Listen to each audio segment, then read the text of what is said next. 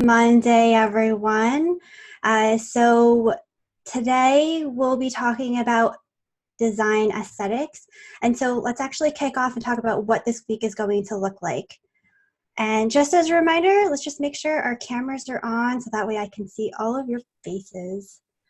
All right, so looking into this week, last week we touched on intro to design theory.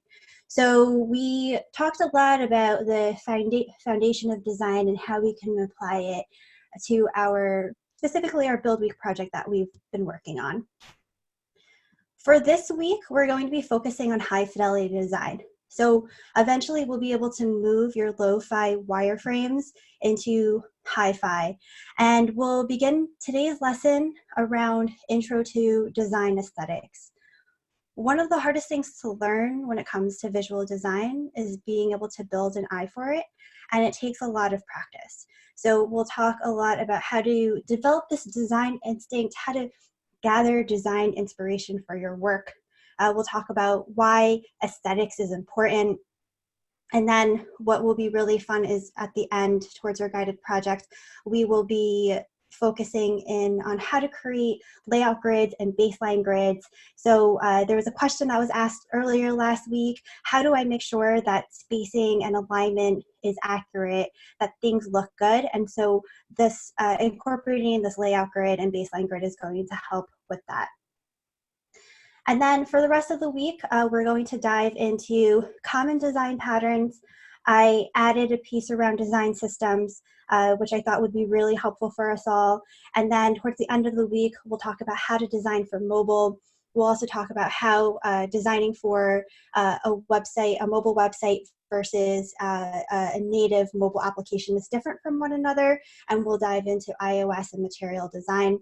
And then towards the end of the week, we'll wrap up with responsive design. Any questions on the modules for this week?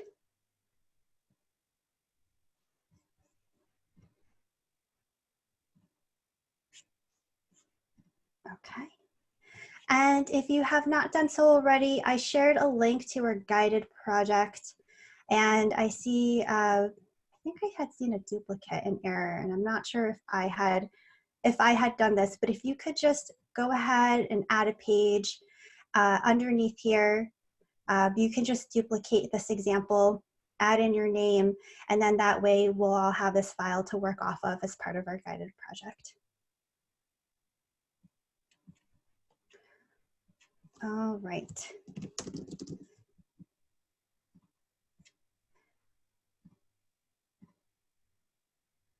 So let me bring up this module. All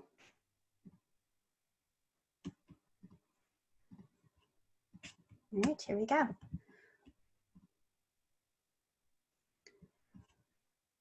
Okay, so like I mentioned earlier, we're really going to learn how to build upon this design instinct, how to find design inspiration, and how we can recognize that design aesthetics plays a really important role in how people are viewing your work, viewing the experience for the first time.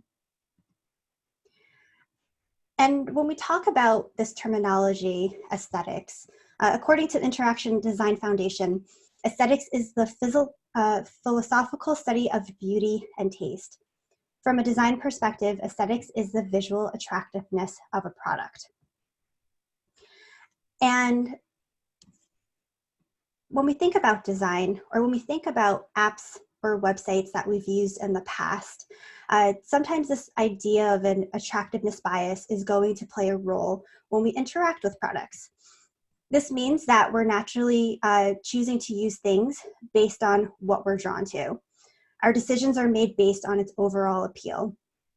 And by being able to leverage this idea of attractiveness bias, we encourage buy-in from our users sooner in hopes that they'll remain engaged. With that being said, it's easy to create something that looks beautiful, but without having any functional elements, it could potentially become a pretty terrible experience. So as a rule of thumb, we'll want to create a balance between its visual aesthetics and its functionality. And so we'll take a deeper dive as to how we can create aesthetically pleasing designs. I will also add that a lot of the things that we touched on last week, especially some of the principles around the visual hierarchy principles, that is also going to contribute to aesthetics of your design. So the first piece is developing our design instinct.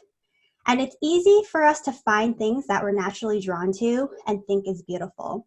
But how do we invoke that same emotion when it comes to our digital designs? And this first step is to gradually develop this design instinct, which will take time. And so if, for example, you've ever played an instrument, it took time to play it well, and it took time to recognize when things sounded off. So the same idea applies when it comes to building your own idea of what invokes positive versus negative emotions.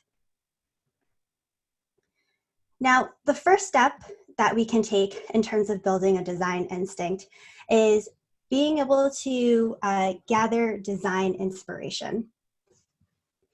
And this doesn't necessarily mean that we have to find all of this online. This can also take place offline as you step away from your computer. But first, let's take a look at some design resources that we can find online in order to help spark this imagination. And so if I go ahead and share Dribbble, some of you may or may not be familiar with this site, but this is a really, really great tool in order to find design inspiration. One way that I look into design inspiration is by filtering it by category. So it's not always going to be a digital experiences, mobile experience that you would find here. If you were interested in animation, you'd be able to explore and see how people are portraying that. We just had a whole lesson around typography. So typography examples you're also able to pull. And then if you are interested in other aspects like branding or illustration, these also do a really great job filtering for that specific information. But in terms of finding what is appealing within a design site like Dribbble, it's also a really, really good place to explore current design trends. So if we take a look, and if I filter over to mobile, what's really interesting and some of the key pieces that I see from this is there's a lot of designs that focus more on a rounded type of button or rounded type of shape. I see less of that type of rectangular button that we used to see a lot more with flat design years ago. And we also see the shift that we're moving towards a more clean and minimal design. We also see that there's a lot of use of cards that are especially being displayed in areas where there's these dashboard views. Here is one where we see that this card format is also utilized in this recipe app here.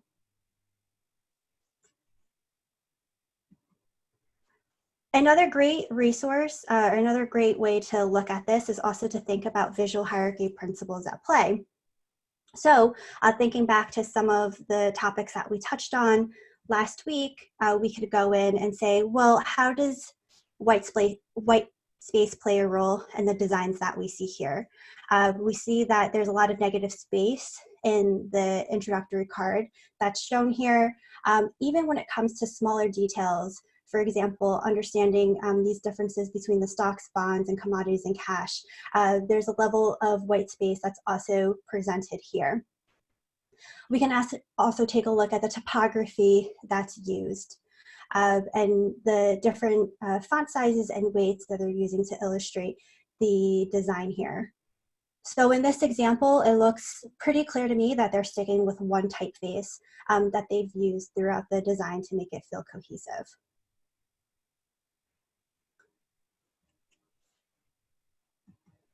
Now, the other great thing about Dribbble, if you haven't used it in the past, is you are able to go in and save these inspirational pieces. So if there was a particular design that I was really, really drawn to, let's say, for instance, I really liked the overall aesthetic of this particular site or animation, I could go in and save it. and I could also go in and create buckets. So for example, I have a bucket that's related to illustrations. I have one for typography. Maybe this one's just related to animation, and I can go ahead and save that. So this is one tool that you can use in order to find things that you may want to explore in your own work. Another really good example is Behance, which is part of Adobe. And Behance is a way where you can also come in and view some of this visual work. If I were to go into Best of Behance, and I might already be there. Okay, so I'm already here. I can go in and also explore other designs that might be of interest. So what questions do we have about finding design inspiration online?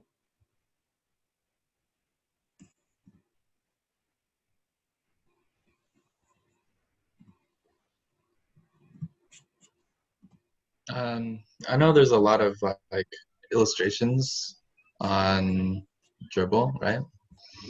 Do you know where they create that? Do they create that in like a design tool or actually like Illustrator? That's a good question. So a lot of folks that I've worked with in the past that are creating illustrations, they'll use Illustrator. Or there's also, well, I wouldn't be relevant to Dribble because you're showcasing your work, but a lot I've seen use Dribble, I'm sorry, use Adobe Illustrator. But you can also, Sketch seems to be a pretty great tool in terms of being able to do that as well. So there's some flexibility there. I have not explored Figma. I don't know how robust the pen tool is in comparison to other tools like Adobe Illustrator or Sketch. Okay, gotcha. And you might also be able to see what they're using as their tool. But I think that's going to be a case-by-case basis. Other questions about finding inspiration online? So will we need to be able to illustrate examples such as these here on the Dribble homepage? Something like this, for example? Yeah. Mm-hmm. No, you do not need to. So when it comes to illustrations, we're not going to have a course dedicated to that just because that's not something that we've seen UX hiring managers look for in a candidate. So what we'll be focusing on when it comes to looking at these pieces is just thinking back to all of the visual hierarchy principles that we touched on last week and how they apply in the design here. And also just being staying up to date in terms of taste, in terms of what people find visually pleasing, in terms of what the trends are. And then for you to also look at other things such as the color palette if you'd like to draw inspiration from that. But as far as illustrations, you do not need to worry about that. When you are here at Lambda, there are actually illustration websites. I don't have any that come top of mind, so I'll have to share them in a little bit that you're able to pull and incorporate as part of your work if you're interested in using illustrations. Thank you. Sure. Other questions on design? Design inspiration. And actually, I'd like to throw out a question to you all. Are there any other sites that you have used to find design inspiration? I'd love to hear from you all that you could share with others in this Zoom. I use Pinterest. Mm-hmm. Pinterest, awesome. If you type in, they have different UI kits on there. So if you're looking for like something specific, like a tracker or a dashboard or things like that, if you type it in on there, it'll pop up with them. Wonderful, very cool.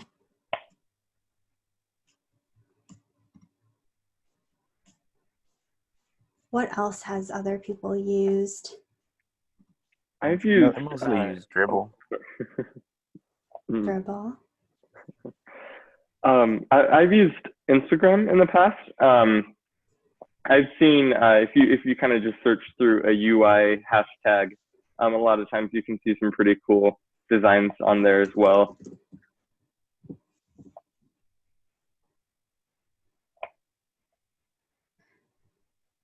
Awesome.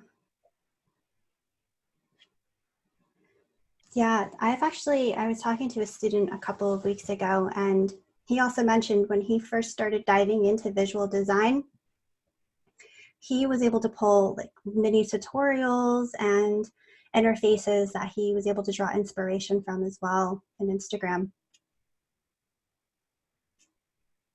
Yeah, it's pretty handy, especially because it's just already designed as a visual app or whatever. So it's a good place to showcase that. Mm-hmm. Absolutely. Awesome. All right. So yeah, Dribbble, Behance, Pinterest, Instagram. If others come to mind, feel free to go ahead and add it into the Slack channel. I have not used Instagram or Pinterest, especially for UI kits. So it's very, very cool. All right. Awesome.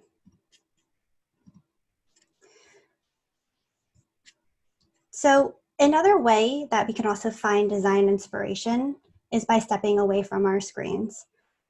I know oftentimes when I first started in UX design, I always felt like I had to spark my creativity by seeing what else is out there on the web.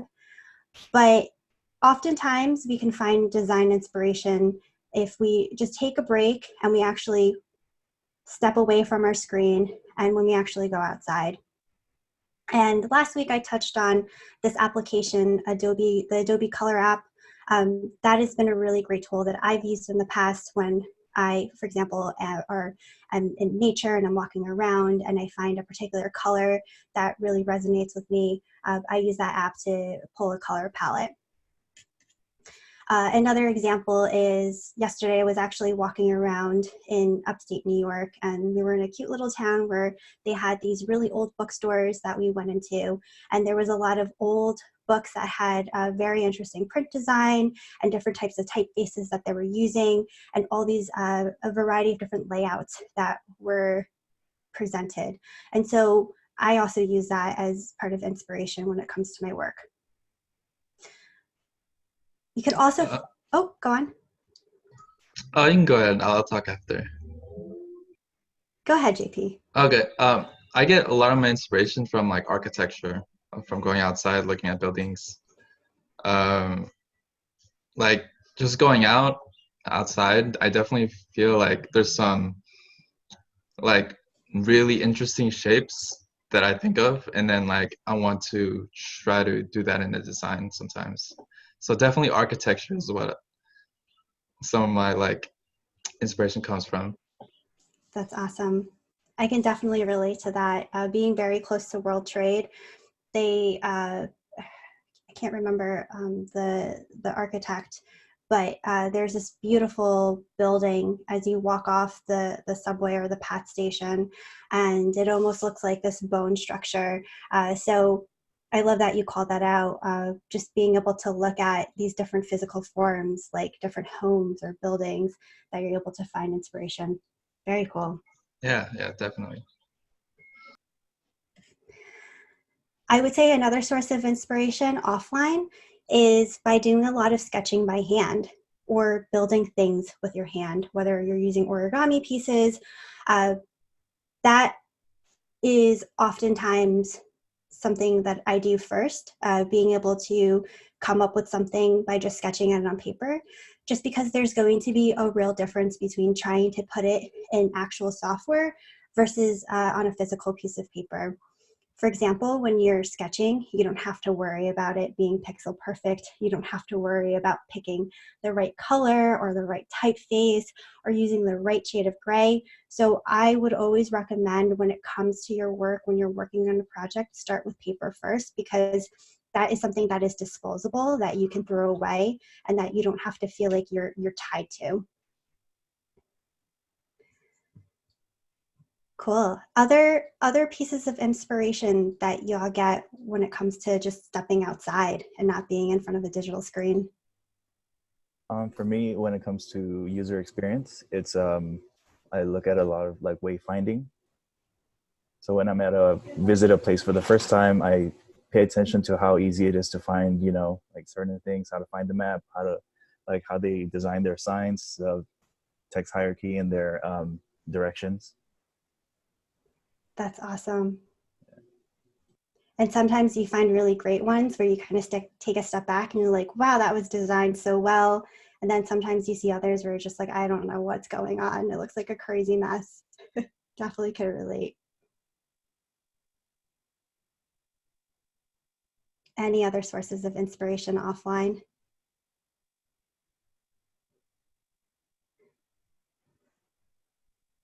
Okay, great, love it. All right, so moving on to the next piece, we've talked about how to find design inspiration offline and online, but another way to build upon our design instinct is by actually just spending time looking at other designs and just dissecting them. It's very easy to look at a design to say, hey, I like that. It feels nice. It looks nice. But what we need to build upon is taking a step back, being able to think about what specific elements actually inspires you, and being able to dissect those reasons why. Here is an example of a landing page that represents visual aesthetics. And the way that I would approach this, or the way that I would articulate as to why this looks visual pleasing, can be applied to, again, back to the visual hierarchy principles that we talked about last week.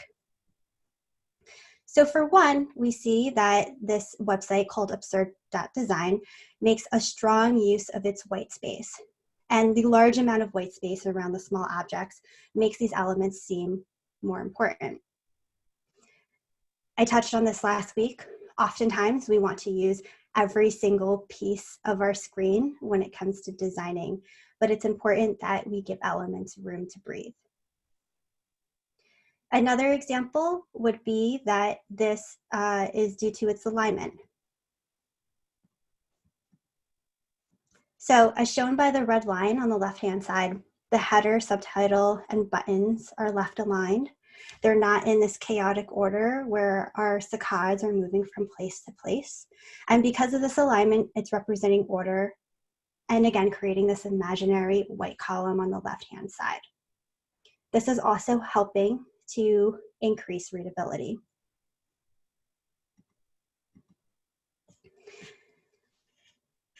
And then if we take a closer look, we can also see that the choice of color and typography plays an important role in visual aesthetics. So actually in a previous lesson, we used this Chrome extension tool called WhatFont. And if we were to go to the site, we would be able to identify that this is using this typeface called Merriweather. And Merriweather, according to Google Fonts, was actually designed to be a text face that's pleasant to read on screens. So as we continue to look at this site, we see that the use of its typeface, the fact that Merriweather actually has a large X height, helps us increase readability for this particular screen. And if we continue to evaluate the color, we could also see that Absurd.design does not use a pure black, but they're actually using a more subtle color of it without making the site feel too overpowering. And so one way that you're able to dissect this is if we were to go to Absurd.design, which we were just looking at, and if we were to go into our WhatFont extension tool, if I were to hover over this, we could see that they're using Merriweather as their primary typeface. If I were to click into this, this is also showing me the color. So rather than using that pure black, which is that 000000, they're using a darker shade of that. And what I would also do is, if I was interested in learning more about Merriweather, you could use your Google tool to your advantage and read about it. So like I said, it's meant to be very readable, very pleasant, due to its very large X height that we see here. And that would just be one way of being able to dissect a design and being able to pull out these pieces and say, you know, this is why this is visually pleasing, or this is why this is not visually pleasing. And that's going to be really, really critical when you are working as a UX designer, because it's not enough to say to someone, I don't like the color that you're using, or I don't like the font weight that you're using. You have to have a valid reason. A lot of that reasoning can be tied to, not this, but can be tied to the visual design rubric that we were looking at last week. So this is also a great way to practice how you would critique a design by using what we see highlighted here.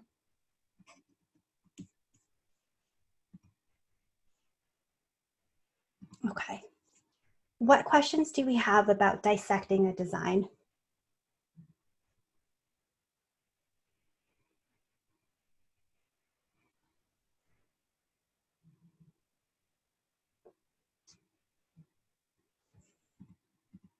All right. So moving on to this next piece, upon building your design instinct, we have what we call steal like an artist, which some of you may or may not have heard before. And so when we say steal like an artist, we don't literally mean taking someone's work and making it your own. If you've ever read Austin Kleon, he has a series of books that focus a lot about design, and one of them is actually called Steal Like an Artist. He states that it's our job to collect good ideas. The more good ideas we collect, the larger our pool of influences will be. Austin Kleon also explains that copying is similar to reverse engineering, like a mechanic taking apart a car to see how it works. Also, historically, copying in the past has helped us learn and come up with a point of view. So think back to when we were all in elementary school, when we were given worksheets to trace alphabets. Through copying, we learned how to improve upon our handwriting skills and understand the differences between an upper versus lowercase letter. Also, if any of you have been to art schools, some art schools even encourage students to learn how to draw or paint by reproducing masterpieces. And by recreating these pieces of work, art students can closely study and evaluate the techniques the original artists used. So the next step to building our design instinct is to copy things that inspire us. Again, not physically taking someone's work and making it our own, but getting inside the designer's head and understanding their thought process.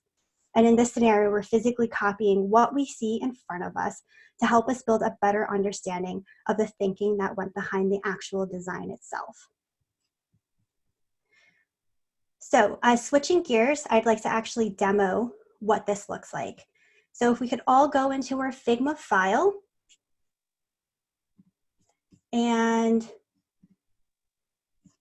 again, the link is available in Slack, but if we go into our Module 1 Sprint 10 Unit 3 called Intro to Design Aesthetics, we can click into this guided project. Excellent, so I see a few of you all in there. Just make sure you go ahead and add your name so that you're able to follow along.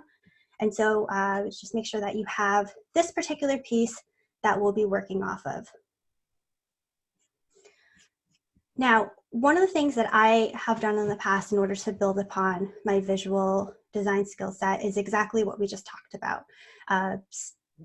This idea of stealing like an artist, being able to understand how someone put a design together. And this is a screenshot that I pulled from InVision. And what I would recommend is, in this example, we'll use this just because I feel like there's a lot of different elements that we can play with, a lot of different text sizes. But I would encourage you all to, as part of your assignment, you will be doing this exercise, but encourage you all to find something that you really enjoy, that invokes this positive emotion. And you could just simply go in and just take a screenshot of an image. So in this case, I had just taken a screenshot of Inside Design by InVision, and I went ahead and pasted it into my Figma file. I also went in and use the What Font Chrome extension tool to see what types of typefaces that it was using. So we see that it's using a variety. In our example, we'll just stick with one, but you could also go in and dissect and see the different types of font sizes that they're using, as well as the colors. So after I've picked a design, I would add it into Figma. And what I would do is I would actually recommend duplicating so that you have two versions. So I just did Command D. So let me just relabel this as the original, and this one is going to be our copy. So I just did Command R to label these. And then what I would do is I've already resized this to a desktop size beginning at 1440. So just by tapping A, I'm going to place this image on top of an artboard. So I'll just go ahead, select desktop. I'm going to rename this as copy work, and I'll just would go ahead and paste one of these onto the frame so that it's sitting on top of an artboard. And we can go ahead and just minimize it so that it fits. And so you should have two versions, the original and then original on top of a frame. I will stop there. Any questions so far? So you just pick or take a screenshot of a website of our choice, right? Okay. Yeah, I would say for this guided project, just use what we have here, but then for your assignment, you can just pick out anything that you'd like. Okay, gotcha. Other questions?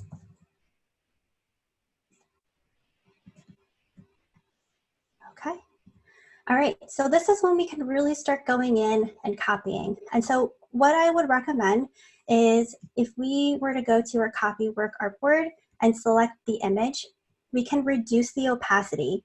And we can reduce the opacity by using this button on the right-hand side under layer, or we can just select it. And if we were to tap, let's say, a number 5, it would reduce the opacity set to 50%. Maybe let's reduce it a little bit further, maybe at 30%, so you would just tap 3. So that's a quick and short way to reduce the opacity of a screen that you've added in. And then if we were to click on Shift R, we would bring up our ruler, and that way we could make sure that things are also aligned. So Shift R brings up the ruler. You can go ahead and drag the lines over so that you can create a margin. So we see that everything is aligned here on the left-hand side. So I'll just drop the ruler there. And then I would continue to draw another ruler, and that would sit at the end of that little chevron. So we could have it sit there. And then we could also get really detailed. We see that there's a lot of negative space on the top here. So if you were to drag down another ruler, we could have that sit on top of the navigation bar, or actually right on top of the logo, like that. I was about to tell you, on top of the menu items or on top of the logo. Yeah, on top of the, I would say on top of the logo. And so this is a little off, but cool. Thanks, Ivan. Yeah, I just noticed the subscribe button. It's actually higher than the logo. The which button? The subscribe button? The subscribe button, yeah. Yeah, yeah. It's subtle. It's very subtle. And I think that's okay. Just because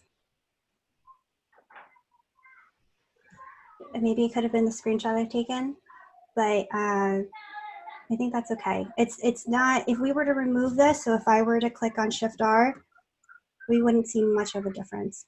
But in our work, let's try to stay as pixel perfect as we can. I mean, there are things that you design this way, like have you heard about the Google logo? like seems like a perfect circle, but it actually isn't. And Hmm. there's things that misalign, but they do it that way so we can perceive it as, oh, it kind of looks perfect, but it isn't, because if it looks perfect, it doesn't look perfect. It's weird. Yeah, that's a great point. So that ties into a lot of articles I've seen in the past around visual weight and optical illusions.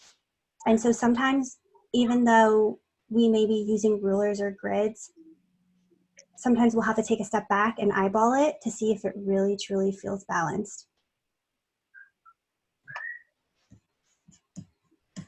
Okay.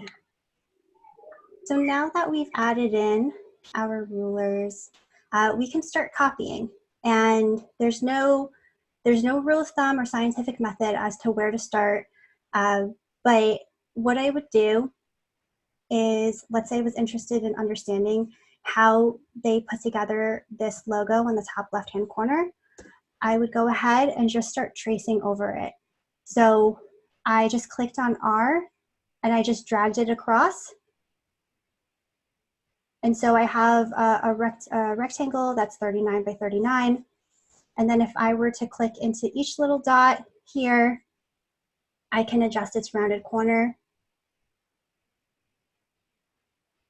If I were to click on the bottom piece here, I could again adjust the rounded corner so that it matches precisely to the icon that we're drawing. And then what we also notice, if I were to drag this away, is that there is a triangle shape. So if I were to go into my shapes, and there's no shortcut currently for polygon, I would just select polygon and start drawing out a triangle. And if I hover over the corner, I can tilt it, and I would just start copying what I see here. So maybe we have something that looks like this. And some of you who have created logos in the past or icons, it's very time consuming and it takes a lot of work. So we're not going to make this pixel perfect today, but this is just to purely show you how we'd go in and copy. So I might drag that over to my component that I've just created. Then I just go ahead and group this by clicking on Command G, and I'm just going to relabel this as logo. And then I would paste it back over here. And currently I'm using this light gray color. So the reason why we have this extra image on the left-hand side, if I wanted to use the same colors, I could click into my shape, hit Control C to get the color picker, and just click on the actual image or the actual logo, and that will fill in the color that we see here.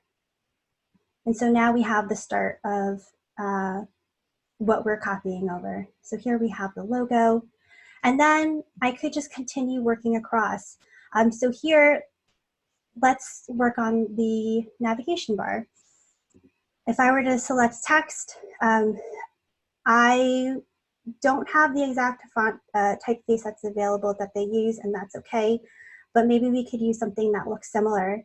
So perhaps maybe we could use Helvetica. And if we were to start typing it out,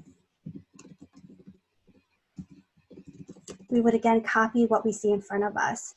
So it looks like it's a little bit smaller than 16. Maybe it's around 12. We also see that this is bolded, so I'm going to go ahead and bold that.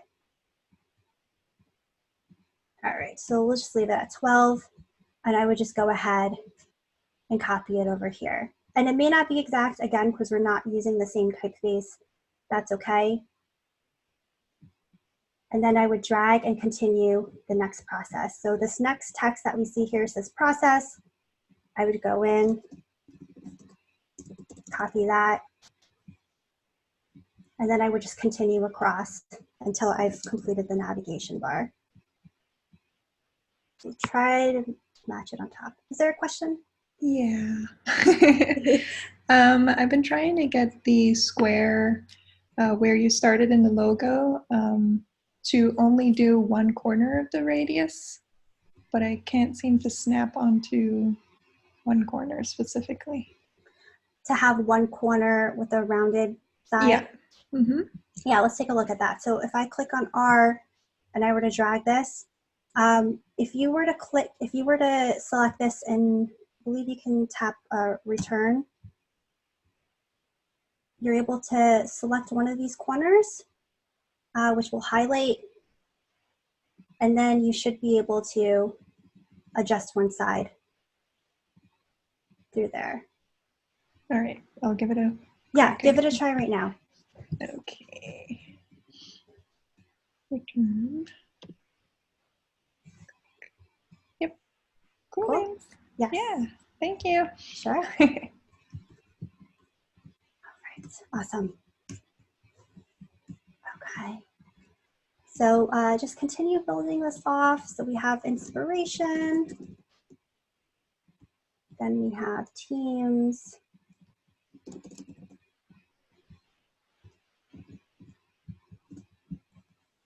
And then we have design.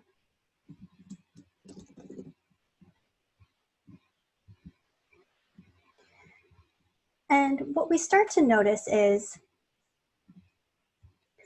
we're able to pay attention to the amount of spacing that exists between these elements.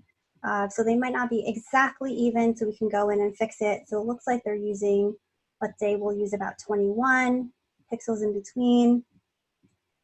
And it may not be exact, that's fine. But the whole idea is to really get familiar with how things are spaced out, how things look if you were to copy someone else's design.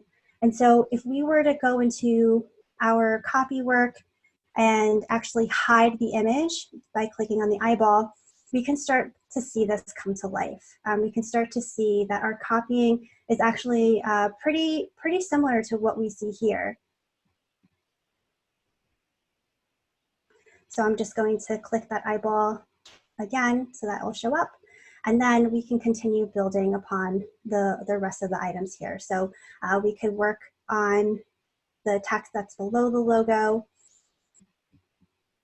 So here it looks like it's a bolded font, but what we see is that it's going to be much larger compared to that 12 point size that we were using. We also see that the inside design is stacked on top of one another. And if I were to highlight that over it, we could see that maybe around 26, it starts to fit nicely. And then as we continue down, we see by InVision, which is a lighter weight. So we'll go with regular. We'll decrease that down. So I'm at about 10. What happens if we make it about, yeah, so I'll just set it to 11. And we can start to see that that is aligned, almost aligned there.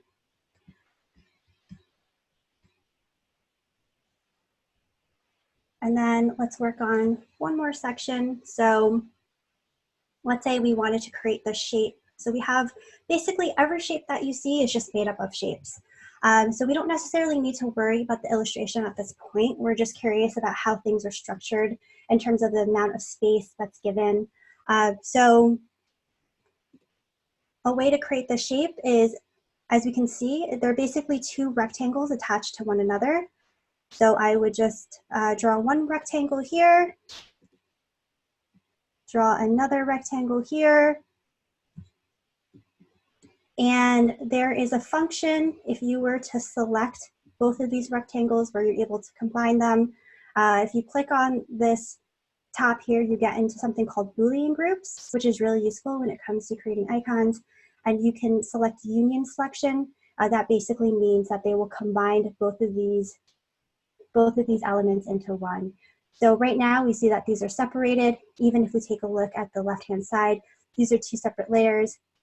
If we were to click on both of them, select Union Selection, now they are combined as one, and we could just relabel this as placeholder image. And so we have this structure in place. Do you have to flatten when you combine? Because we're not actually sending this over to developers and we're just playing around, you don't need to flatten it. You could just leave it as is. Oh, okay, because I did flatten it for the logo. So if you were to flatten it, let's see, flatten selection, which is Command E. So if we take a look at the left hand and we were to do Command E, basically flattening will just create one layer, and that's okay. Actually, that keeps your file cleaner, so that's fine. You can flatten Yeah, it. because for the logo, what I did, I used a rectangle.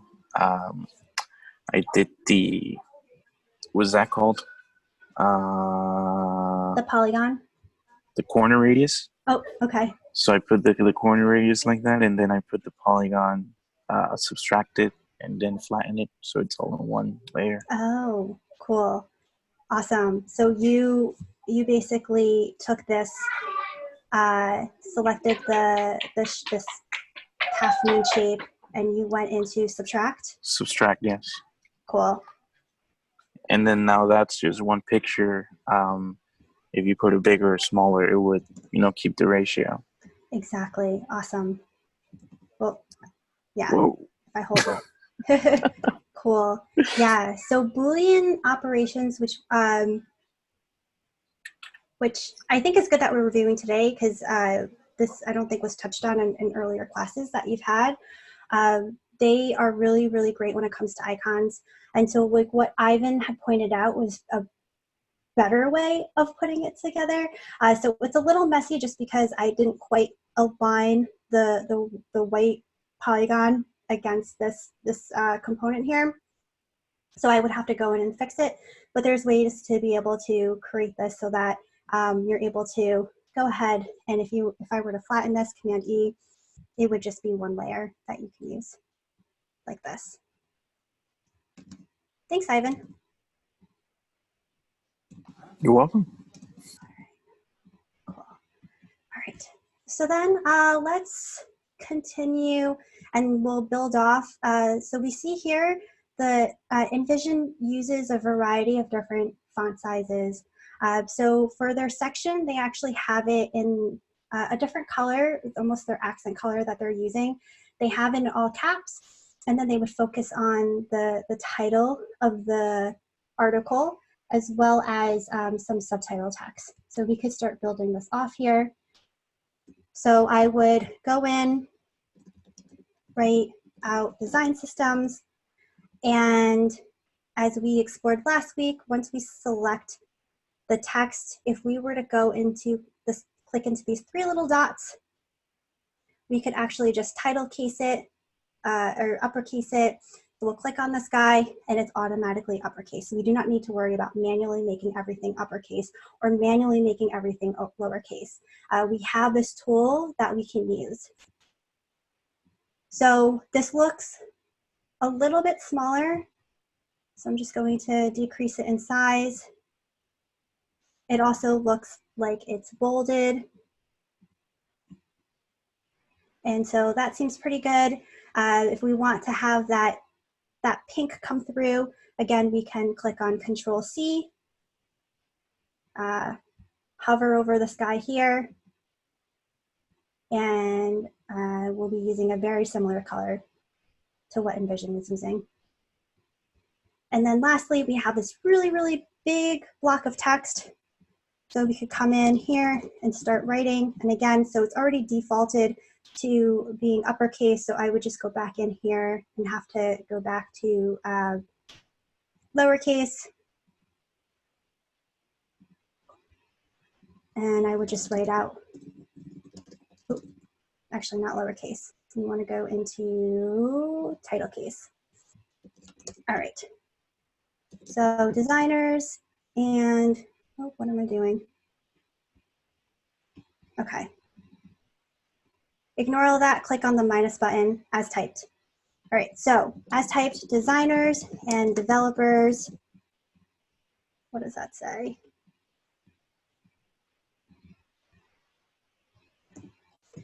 These new DSM features are for you, both of you. And we can go ahead and increase it. We could also make sure that the width fits to what we see here. And so right now I'm about 41. And we see that it doesn't quite fit. Oh, here we go. So you may get something like this where it may not fit exactly over the text, and that's okay. Because we're just exploring, you could just indent that. And what's also nice is we could play around with line height here. Because this is larger text, there's going to be more, when I say line height, more leading between, in between these sentences. So if you actually click into your text inspector, there's something called line height, which is your leading, and you can actually go in and increase the size and play around with it to make it fit. And that's another way to explore how they're using leading on these typefaces in their mock-ups. And then just for good measure, I'll go ahead and just write out this last piece here. So we may want to just reset this back to auto. Looks like it is a regular weight, and maybe we'll use about 13 for now. So we have new features in DSM that change the design and development collaborate, and give your team connectivity it needs to build faster and release creative, consistent, and then that's actually cut off, and that's okay. But we can go in, make that a little bit bigger so it fits. So right now I'm at a 15, maybe the line spacing or the line height be a little bit bigger. And so we'll end up with something like this. And so again, if I go back to my layers panel, and if I were to hide the image, we can start to see, oh, and Shift R, we can start to see that we've literally just mimicked what we've created on the left-hand side. And you could also start to see how the spacing is set up, to take a look at the different text sizes. And this is going to help you build your eye for design the more that you're able to do this. Okay, what questions do we have about this?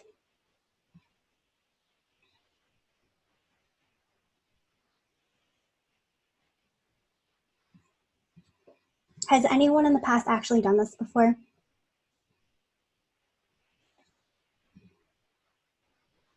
Who knows? We did in my cohort.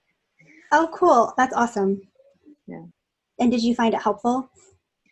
Yeah, I did. It's just like you start thinking about like, I guess you pay attention to pixels a little bit more, just like where everything is.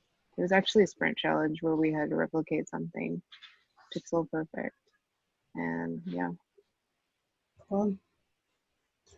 Yeah, so we won't have, well, I won't say we won't, but for our assignment, you all will get an opportunity to copy something.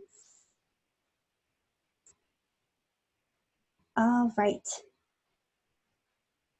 Any other questions related to copying work?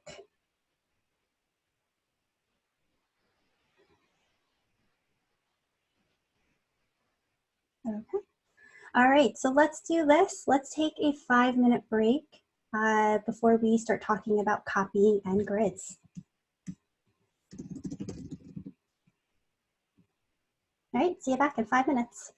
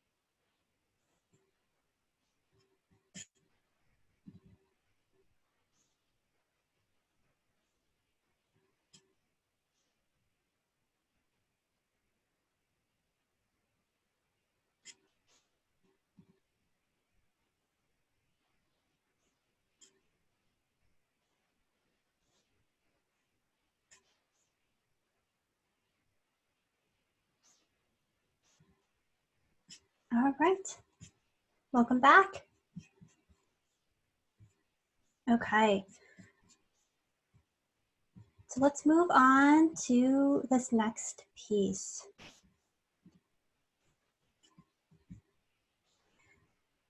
Now, something to take into consideration when it comes to design aesthetics is that it can come in many different forms, and one of them applies to actually creating clear and concise copy. So copy, which is also used interchangeably with interface copy or UX writing, can greatly influence your design. And it's really easy to think of text as an afterthought since you've invested so much time into building your outer experience, but it's very much a big part of your overall user's experience. And depending on the organization that you'll join, you may or may not have a dedicated team of writers.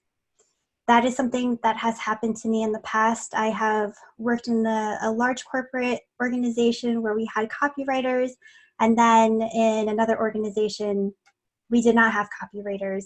We actually had to write the text ourselves. And so that is really important as you're designing out to make sure that what you're building, that the copy is clear from the very beginning. So that being said, it's a really good practice to consider the language that you'll be using in your designs rather than using placeholder text such as lorem ipsum.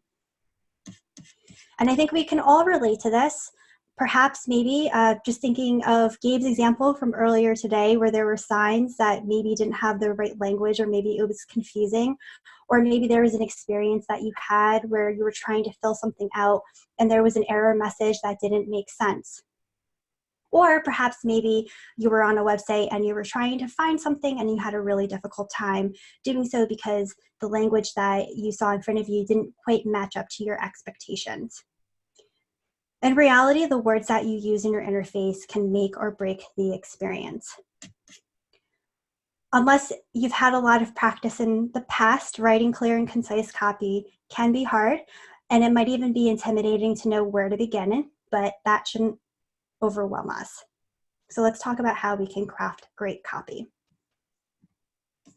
Here's a quote from Scott Kuby in his book, Writing for Designers, that I really loved because I think at some points we're just hesitant and we just don't know what to write or how to write things. And his quote says, "In case you're skeptical, worried, or unsure about whether or not you can handle this, here's my pitch for writing. Writing is just thinking plus typing. You can think, you can type, or otherwise get text into a computer. So yes, you can write."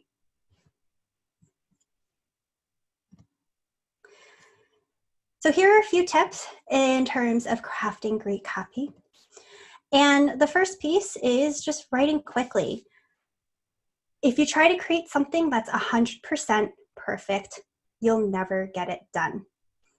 And a good rule of thumb for me is, especially when I am writing out a blog, or maybe if I'm writing out a Twitter post, I write quickly to get my thoughts down. It's very easy to overthink how things should be played out, but just write quickly, just get it down. The second piece here is to encourage brevity. So this means that we should be defaulting to short blocks of text. That does not mean defaulting to short blocks of text. That does not mean that it will be easier to understand. So oftentimes we think that the shorter amount of words that we use, the easier it will for that user to understand, and that is not completely true. So a question that we should be asking ourselves when it comes to coming up with copy are things like, how do I make it fit? For example, if you're writing copy for a button, we don't necessarily want to make the mistake where the text is too long, where it's touching the edges of the button and it just doesn't feel right. We need to be mindful of the given real estate. We'll also need to go through several rounds of refining and trimming before we land with concise, understandable copy.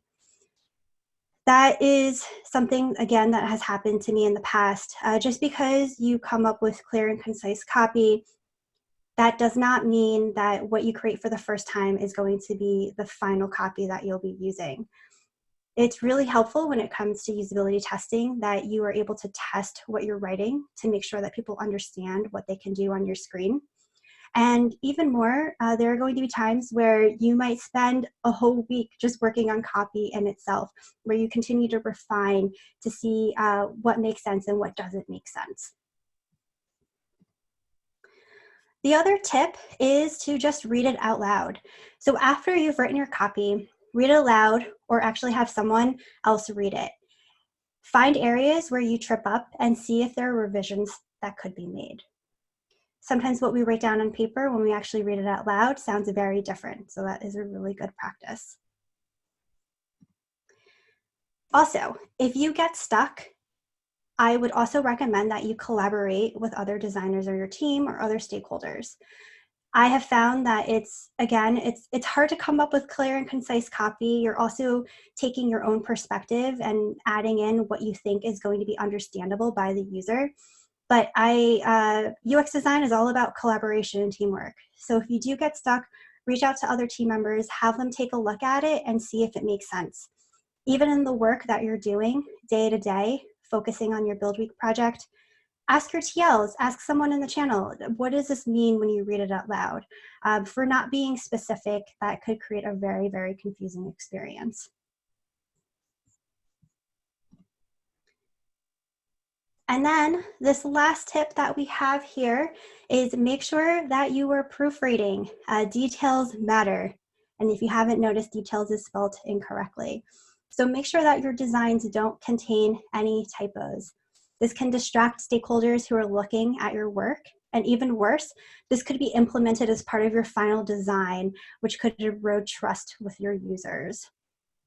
Both of these experiences has happened to me in the past, and they are not easy to fix once something's been launched, or not fun meetings when you have stakeholders who should be paying attention to the goal of the project, but now are distracted by minor grammatical errors. So make sure that you're constantly proofreading what you're designing. What questions do we have about crafting great copy?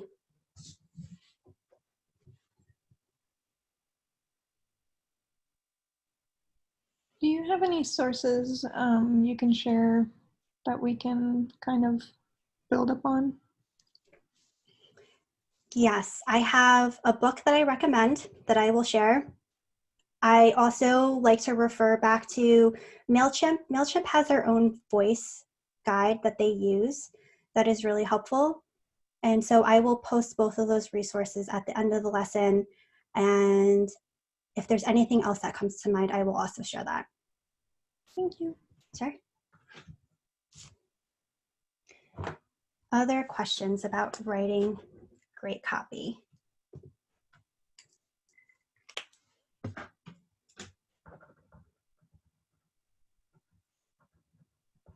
All right. So let's do this.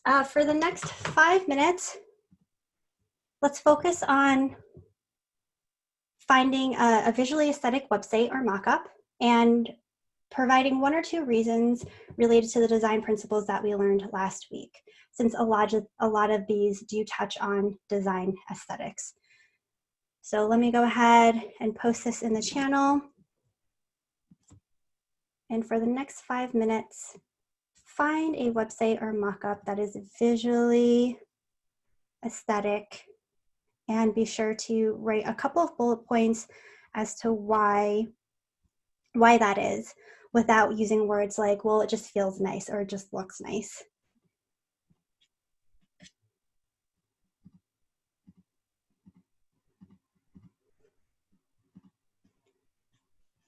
All right, and I'm going to play some music.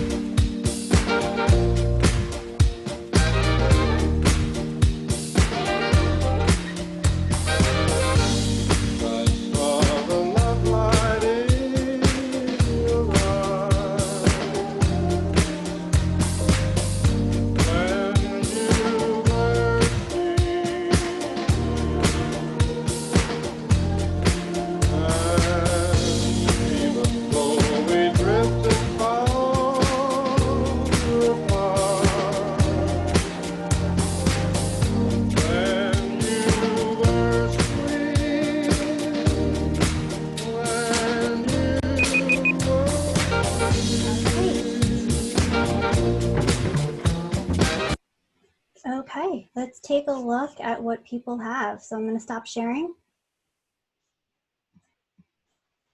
Anyone that would like to volunteer and share their screen? I can go. Awesome. Yeah, so let me just pull this all up. And all right, there we go. And oops, this is blocking that. Okay, so I'm looking at the Airbnb website. I think it just has an awesome user interface. I like how they have it's just kind of a clean, minimal font. And they have just a lot of contrast with the colors of their photos and the white space behind it. So you can kind of see how these locations shine. Yeah, and I think it has a really interesting information architecture as well, and a hierarchy with the information. So you can clearly see that they're speaking to the user, what can we help you find? And then yeah, they just have a really nice way of organizing how everything is laid out. So you can just kind of scroll through and just see what interests you.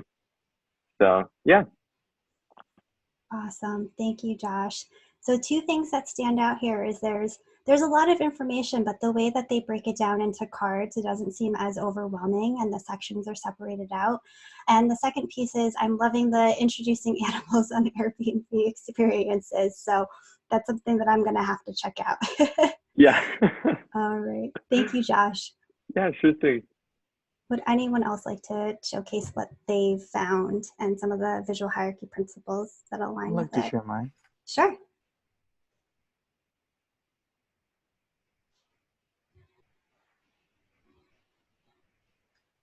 Here we go. So this is Tasty, tasty.co. I chose this. It's a very, what? Okay. It's a very simple, clean website. There's really not a lot to read since it's all about the foods. And what I really like, just like Josh's, it's a white background, and they use a lot of the natural colors from the foods to fill up colors and make it look very interesting. Now, this website has like a what am I eating today type of organization. You know, you just look at a bunch of pictures. That looks good. I'm going to click on it. And then once you click on it, you have nice information, well put. What is it right in the top? Takes the whole screen, telling you what this is. You know, you got your different groupings with the ingredients, preparation, very easy to follow stuff. Overall, it's really nice, well-built website. I use it a lot. Awesome. I have not used Tasty before. So yeah, a lot of the pieces that you pulled here is even just the use of alignment. They have a lot of different sections, but it's spaced out evenly. Things aren't in a very jagged where my eyes are looking all over the place. Awesome. Thank you. I had a question about that website, Tasty. So I don't know if you recall, but the description of the food versus the recipes instructions, they looked very similar, and I didn't notice a big difference in hierarchy. What is your opinion about this right now?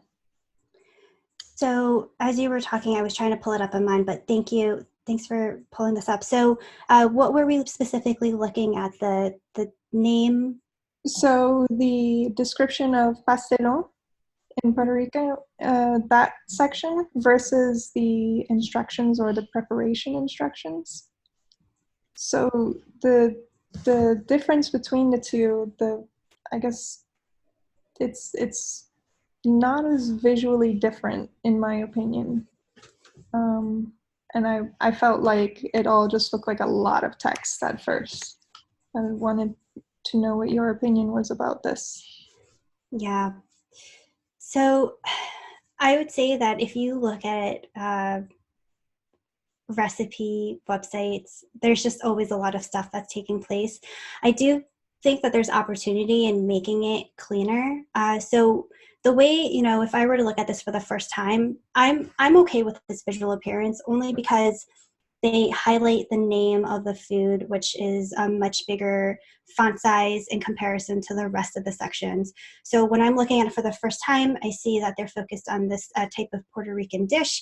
I'm able to read what it is, and then as I gradually scan, I see that I have the ingredients and preparation, which I think are equally important to one another. Now, there might be a way to visually make this look better, perhaps rather than having the ingredients on the left-hand side and the instructions on the right-hand side, maybe the way that I'm reading it is I could also get distracted by the instructions as I'm looking at ingredients. So there might be a way to actually stack those two, which I think would make it look cleaner. What So those they are just my do- initial thoughts on What they that. do a lot too on the tasty videos is they actually do show the ingredients around the video. Like in there, you can see it said pimiento. So it tells you on the video. That's a big part of their business because mostly you will see this in Facebook or with the mobile app. Right there, adobo seasoning. It tells you all the ingredients in the video. A cool thing that I would do just to make it a little bit funner is take all these ingredients, put them in the top as pictures or logos or something like that, colorful or something. That way you can see a whole list of the ingredients you need. That'll be pretty cool to see. Yeah, and even with that copy exercise that we just did previously, there's room for that. Like go in and explore and see what that would look like. But I think was that Serena that had asked that question? Yeah, Did that answer your question? I guess so.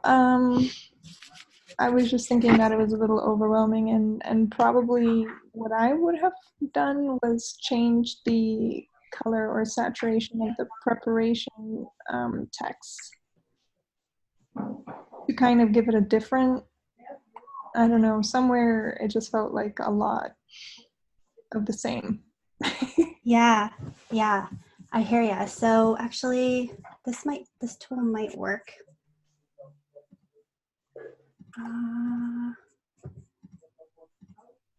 Man, I'm hungry now.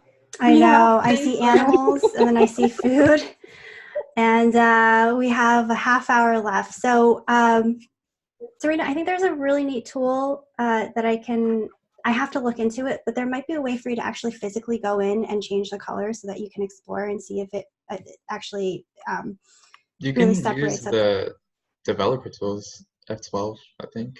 Oh Okay. yeah, you're testing my front end dev skills with that. Yeah. So I know Ash had shown this, which is called a visual. What is this guy called again?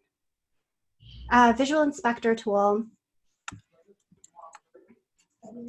And if we were to go in, I haven't quite explored this, but there may be a way to go in and change the color, or what JP suggested is there's something called the inspect tool. So if I were to right click, hit inspect, Gabe, I might need to lean on your expertise for this, but if I were to want to change this preparation color. You can just, so you can use this, one sec, you can click on this arrow up here. Oh, cool. And that will allow you to select anything on the web page. And then you click on preparation. Uh-huh. And then back in the developer tools, you can just highlight this or click it. And Okay. it should bring up, there you go. And you can click the color thing. Oh, sweet. And you'll be able to change it there. Okay, so it looks like it's changing everything on my end, so I may not have clicked on the right thing. Oh yeah, it's the body it's selecting. So it is, yes, it is selecting everything. But there's a way. That's what there's a way. If you guys want, I can show you later. Actually, do you mind sharing your screen? Sure. Okay, cool. Hold on one sec.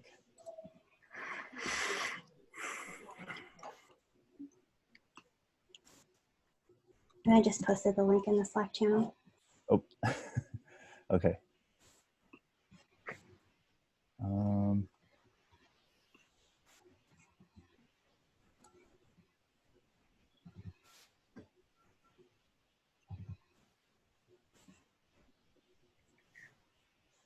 All right, here we go.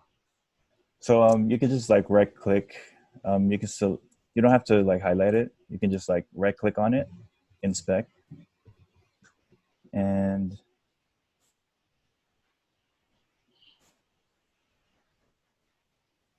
my browser's really slow right now. Okay, and then make sure it's here. So you're selecting the H2 and extra bold. Okay.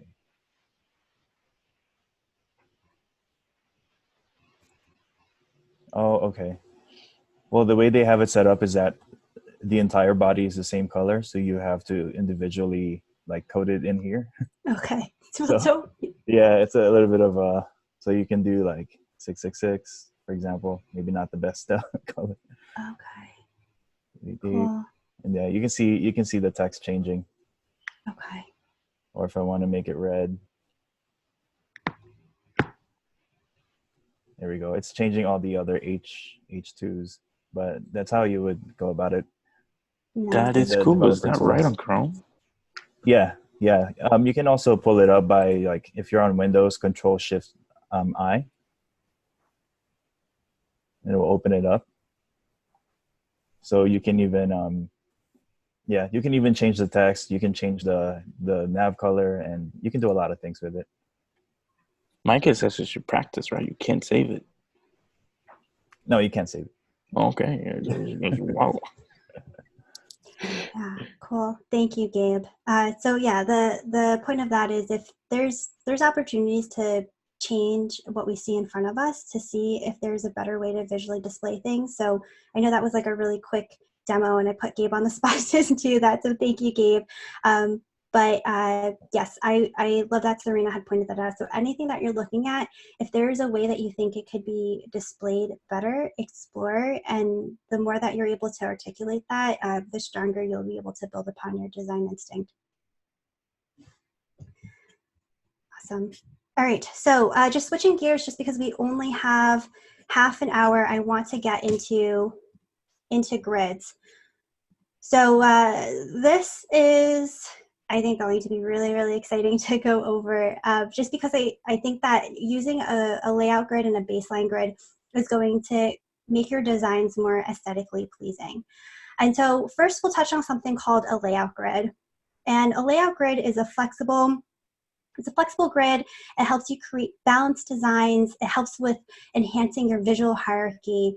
And it is not a tool that you have to use. It is not required.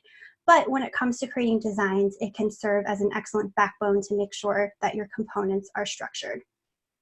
And then over time, as you get more familiar with this grid structure, then you can start breaking your grids.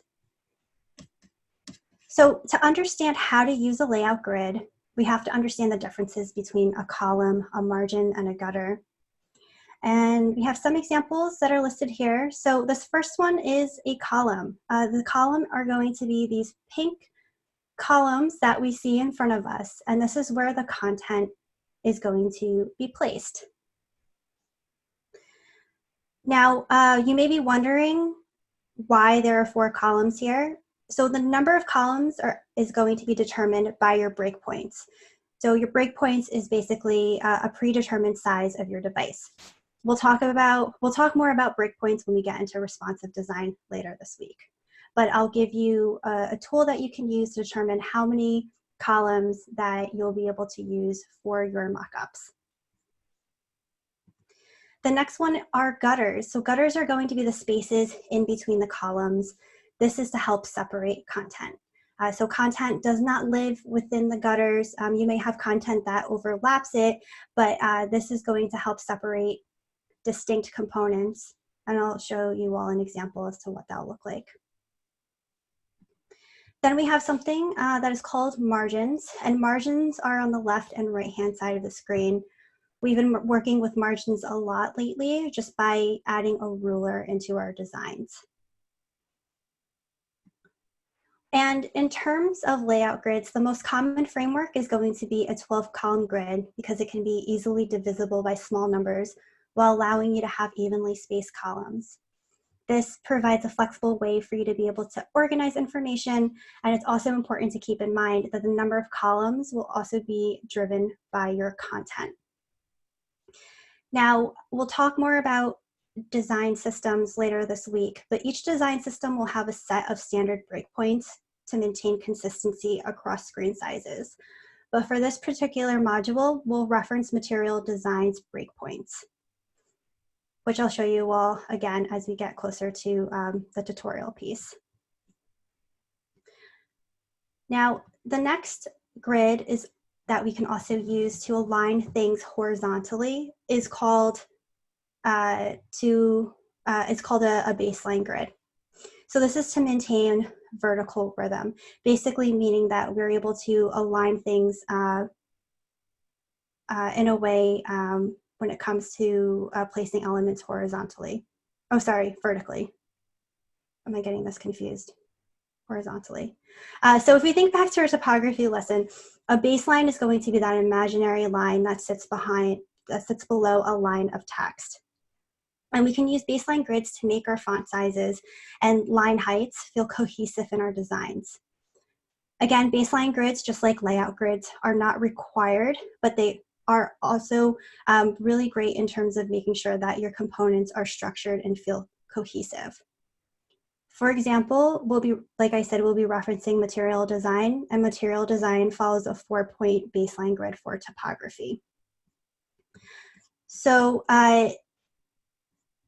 in this example here, this is what we see as an example of the baseline grid not taken into consideration. We have things that are aligned on the left-hand side, but as we move towards the right hand, we see that the text is off between the two. But once we incorporate a baseline grid, we see that our type fits nicely on the bottom of this, sits nicely on the baseline grid itself. So I'm going to switch gears and go into our second part of the tutorial related to grids. And if you all will follow along and look in the file that I have shared with you all, I have different pages called layout grids and a baseline.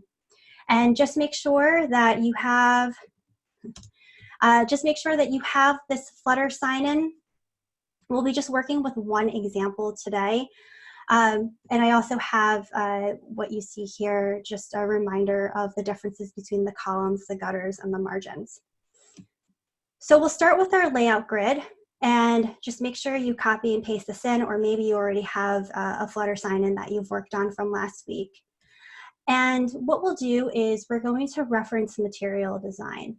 So if we go into the link that was shared earlier today, it says Material Design Breakpoints.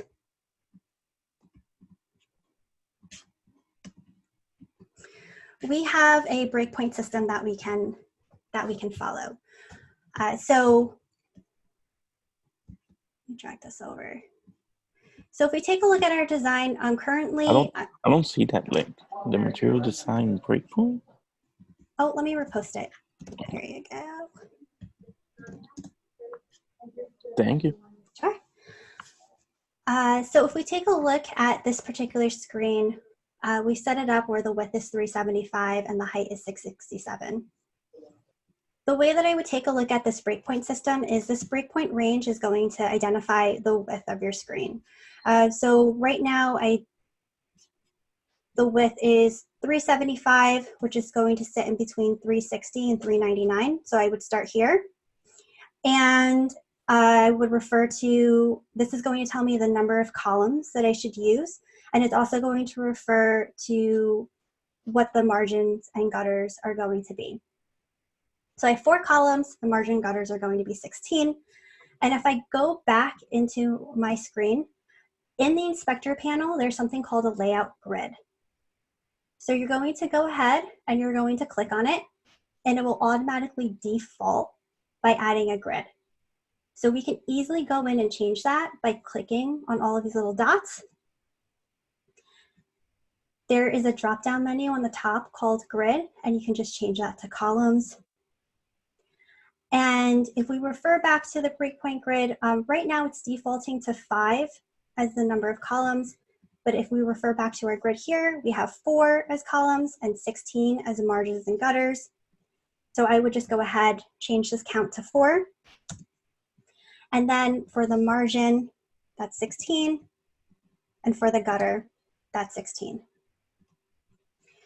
And so now we've created our layout grid. Any questions on this piece that I can answer?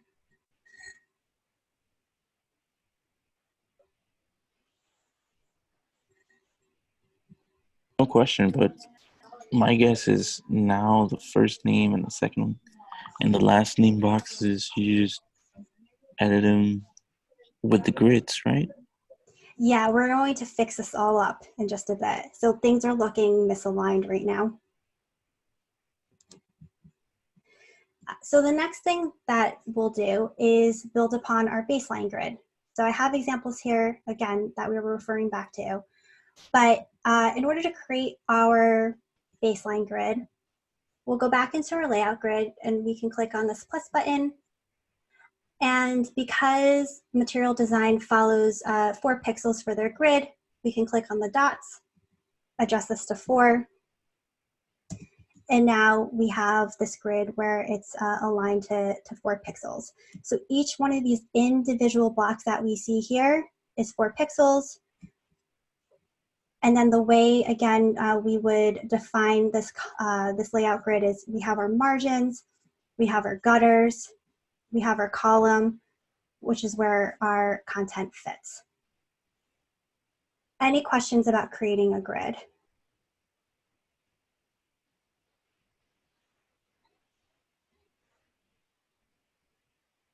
Okay. So if you didn't get a chance to read the article that I sent out earlier, take a look after class. But one of the things that was pointed out, not in the material design one, but in the other one related to 8 points, it was really, really interesting where they basically talked about how designs feel cohesive using a 8-point grid. And that is, and what they mean by that is making sure that all of your elements are basically divisible by 4, divisible by 8.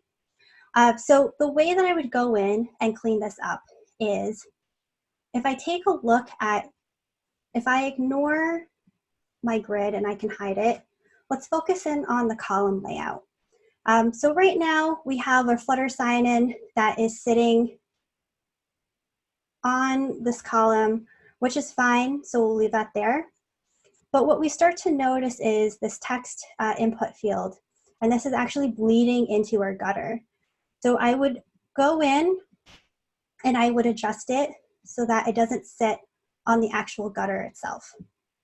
What I would recommend, and I should have done this earlier, if you just do a before and after, so that way you can notice the difference. That is something that you can refer back to afterwards. So I'm just going to add a before and after, and I'm just going to hide this grid by clicking on Control G. Oh, it hides both of them. Okay, that's fine. So going back in here, we see that it's sitting in our gutter. So I'm going to adjust this. I'm going to adjust this as well. And then if I look at the rest of my components, this is sitting nicely against the margins. Password is sitting nicely as well. And submit is sitting nicely. So we're pretty good from a column standpoint. Now, if I were to go back in and add my grid, we want to make sure that our text and components actually sit on top of this grid.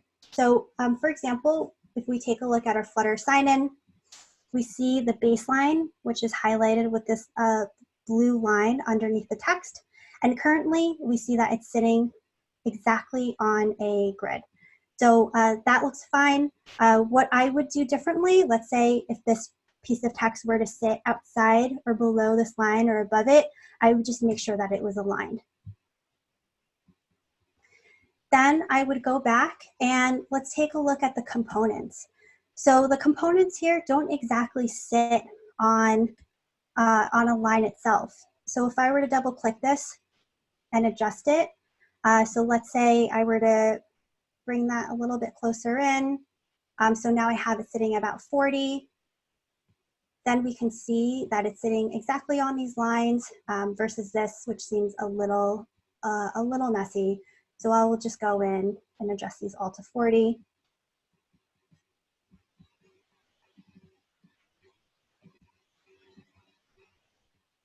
And I'm doing this very manually just to show you how to use this, but there's a way to go in and just highlight all and just change it to 40. All right, and then we'll just change this guy.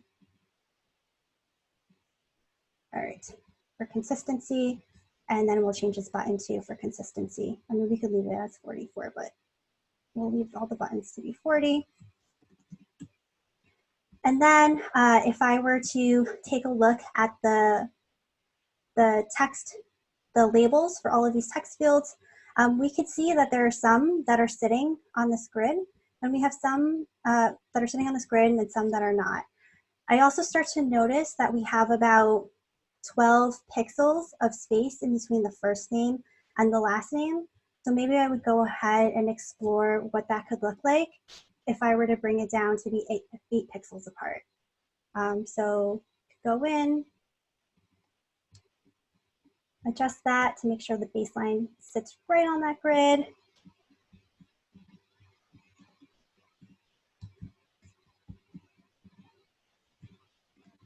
And adjust all of this, okay.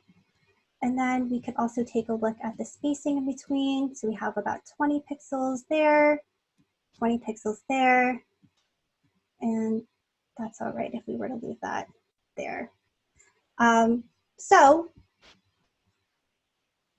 if I click on Control G, and if I were to look at this comparison before and after, we could see that there's some subtle differences. For example, there could have been a little bit more room between the first name and last name, which we added here. We also see that by decreasing the amount of space, that this could feel a little bit more cohesive. But the point of this is just to make sure that everything is aligned to a grid. So maybe you go back and say, well, these feel a little tight. What if I were to create another iteration? Let's say we were to add this grid. And let's say if we were to make these bigger, how would that feel?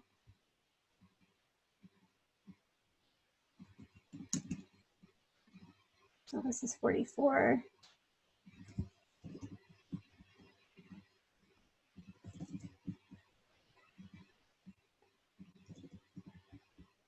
And let's say we were to give this 12 pixels of space.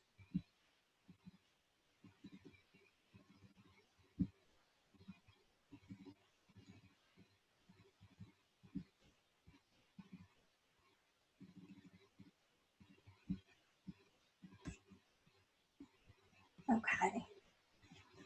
So this is V1, V2, V3.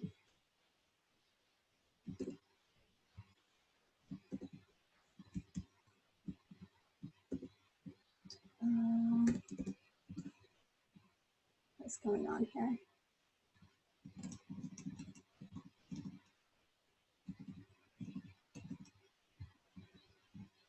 Okay.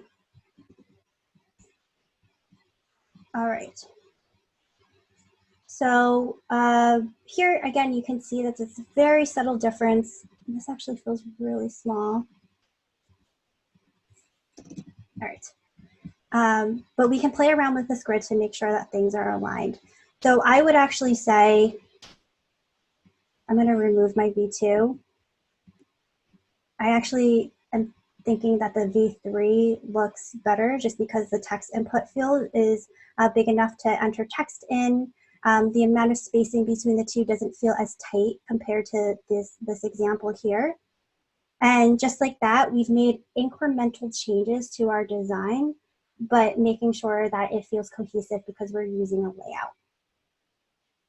I'm going to stop there. What questions do we have about this process?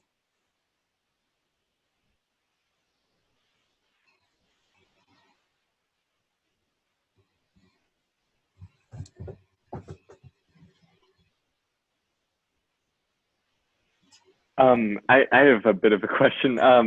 So this all like it makes perfect sense as far as like each individual thing that we did within this process. I'm just wondering, like this is intimidating when I think about it being implemented in a large scale project like our Build Week or something. Like, are we just going to be going through and just spending lots of time to make sure that each element is like this? So yes, Okay.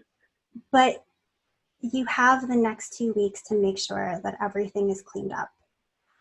So as part of your assignment, you will be adding in a layout grid and a baseline grid to all of your work. And it might seem like it's a lot, but this is all to prepare you for Build Week. So that way on Build Week, you don't have to worry about creating your typeface, for making sure things are aligned, or creating your style guide and your color palette and all of these things. So it may seem really intimidating at first, but once you get the hang of it, it's going to make it a lot easier when it comes to designing, especially if you're looking to add more screens. Perfect. Awesome. Thank you so much. Sure. Other questions about this?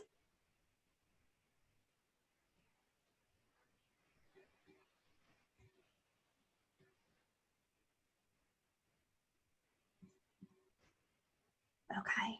All right. So let me bring up the assignment for this afternoon.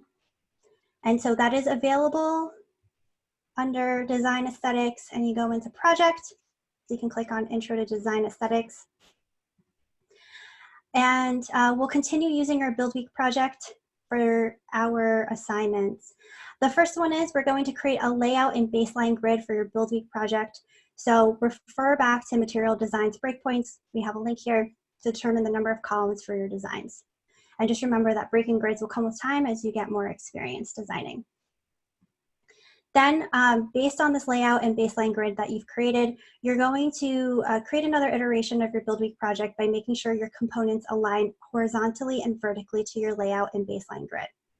Don't forget to keep your original file to track progress, and you must iterate on at least 3 user flows.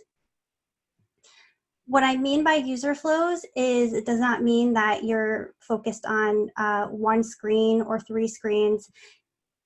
If we think back to the lesson that you had with Glenn in Unit 1 about user flows, you all should have put together a document in Whimsical that highlights the step-by-step process it takes for the user to navigate your experience.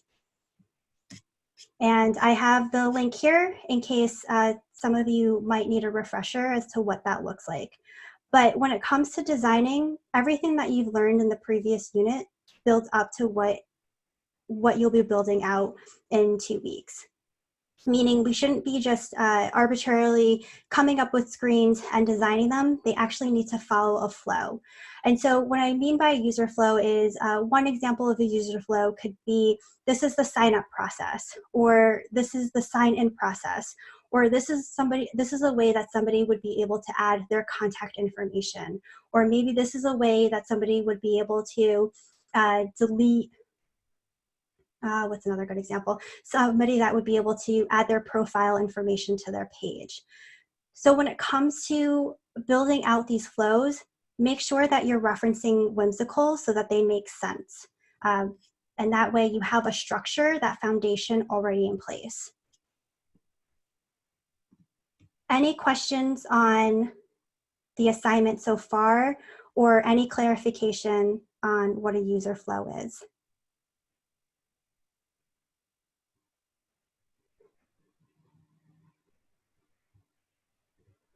I just had a comment though. I think my user flow has changed a lot just because I've done different iterations of my design. So we have to really create newer user flows as well. Yes. Yeah, so that's a great point. That comes naturally when you're designing. As you are making things simpler, or maybe you discover things that are missing, you should always be referring back to your user flow and updating it. What I typically like to do when it comes to design kickoffs and I'm meeting developers for the first time I will actually refer to the user flow first to give them an understanding of how the web app should work. And then from there, I'll move over to the mockups that I've created. I'll move over to the prototype and showcase what that is supposed to look like. So with everything that we're doing for the last week and everything that we're building up to for Build Week, there might be some changes that happens naturally. So just make sure that your whimsical user flows are updated so that you have everything packaged together nicely once it gets into Build Week. And it might sound like a lot of work right now. Trust me, it's going to save you so much time when you get into Build Week. So I'm trying to prep you all as much as I can so that you can do all the heavy lifting now. So that way, once your developers start building things out, everything will be there and it'll be smooth sailing. There might be some additional discussions you have in terms of feasibility that will happen, but I'm trying to make sure that you're all set up so you don't have to worry about all this extra stuff. I think at this point, I'm just sort of worried that, so updating is obviously, it's going to take a lot of time to sort of redoing and fixing some of the work. I'm just afraid that we're going to learn something in Unit 4 and we'll have to go through and redo everything all over again. So is there a way that we can be more prepared for that? Yeah, that's a great question. So Unit 4, okay, so the way that we have it laid out is Unit 4, you'll be touching on Intro to HTML and CSS. Well, maybe not necessarily Unit 4. What I'm just trying to say is in a future unit, we might learn something where what we have done needs to be updated and redone all over again. Yes, and that may happen. That happens constantly in UX design, where things change because you have a stakeholder who now wants to implement a new feature, or maybe you're working with a developer who says that they can't implement something, or maybe, you know, we aren't checking for accessibility until the very end, where things may change. And that is what will take place when you are a UX designer. Unfortunately, it's not always smooth sailing. It's always collaborating, always making iterations. There are projects that I have worked on in the past where I thought everything was set. So we'd launch it, and then 5 months later, that project is then reassigned back to me because there's something that we need to fix. So that is a natural part of user experience design, where we are always iterating based on information that we learn. And Nabi, if you have like other concerns, like I'm happy to sit down with you and talk about your individual project. No, that's all right. Thank you. Sure. All right, other questions about this assignment for the user flows specifically, or the columns and grids? I had one quick comment actually regarding what we were just talking about. I recall at one point when we were discussing building our portfolios, that including challenges we had to overcome in those portfolios is actually something that an employer really wants to see. And so the process of going through and recreating something could actually be really beneficial for the portfolio if you log it and keep information on it. Yes. Yeah, so that leads into making sure that you save everything and that you document everything. And I agree. So when I think back to reviewing UX portfolios, I would always ask if they had made any iterations. What did they learn, for example, from usability testing that impacted their original design? What did they need to change last minute? Because that always happens. So when things like this does happen, think of it as, like Josh mentioned, a benefit to your portfolio. Make sure that you're saving all of those changes and that you're able to document it. So that way, when you finally get into labs and when you're finally working your portfolio, everything will be there. And so that way you're able to tell a story. How does that make a good story though? I made something, then I found out about grids, so I made this. That's not a really smart sounding story. That's just my point. Yeah, so what I'm specifically talking about is once you finally get into Build Week, And when things change, for example, technical feasibility, let's say, for example, they couldn't do a drag and drop in the design that you put together. I'm talking about how you were able to iterate upon that, so that way you were able to solve that problem. Or maybe, you know, as you test these designs and you do user testing, something may not have worked well with the user and they found confusing. How were you able to make that iteration and change it? Does that make more sense? I think I'll have to think about it a little bit more, but Okay. right now I just find it overwhelming. But thank you for clarification. Yeah.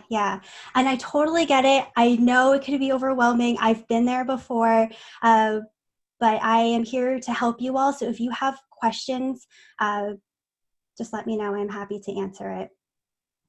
Thank you. Sure. Okay. All right. So this last piece that I touched on earlier is for part of your assignment. Find a mock-up of your choice and copy it just like we did in the Figma exercise today. And then in terms of deliverables, please add the following links to your Google Doc. So a link to your Figma board showcasing your old and new iterations. And what you can do is, I know there are some folks who had a screenshot and then there were others who did changes, made before and after changes in their Figma board.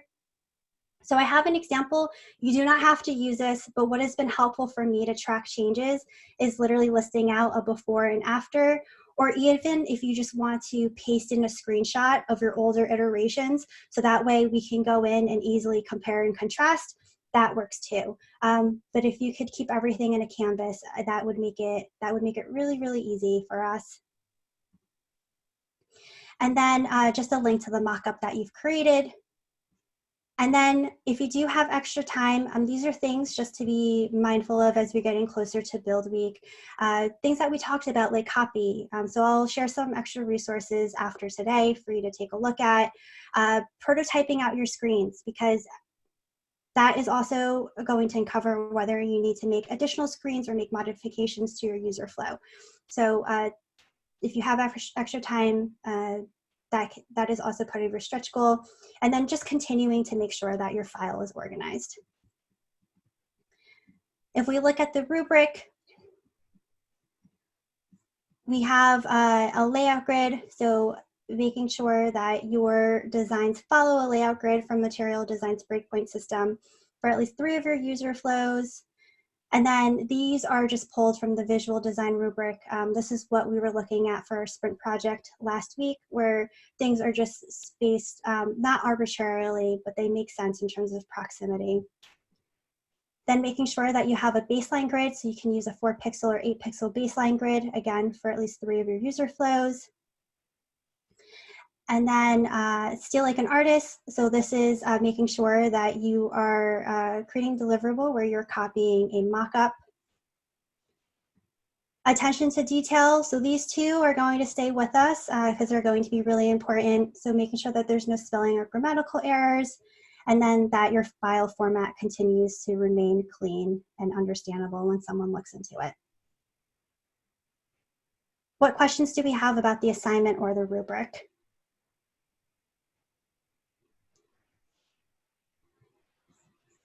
I'm just super excited about this grid. I am nerding out right now. Wait, so are we making the website copy, paste the mockup, and work on our Build Week projects? Yes. Oh, okay. Just want to make sure. Yes. Thank you for clarifying. And Serena, I agree with you. I think last night I didn't sleep well because I was so nerdy. I was like, yeah, we're going to talk about grids. I was like, I'm really excited to see what you all put together, because we haven't taught grids or layouts before in other modules. And I think this is going to be really helpful. So I'm excited to see what you all put together. Grids are awesome, definitely. Cool. Especially in art, Learn about this the in perspective grids. My God. Oh, we didn't learn about this in my cohort, so it was really exciting. Like, I learned something new today, and I'm going to be using it in my project. So, yeah. Awesome. All Right, I know we're getting over time, or 3 minutes over. Any final questions that I can answer?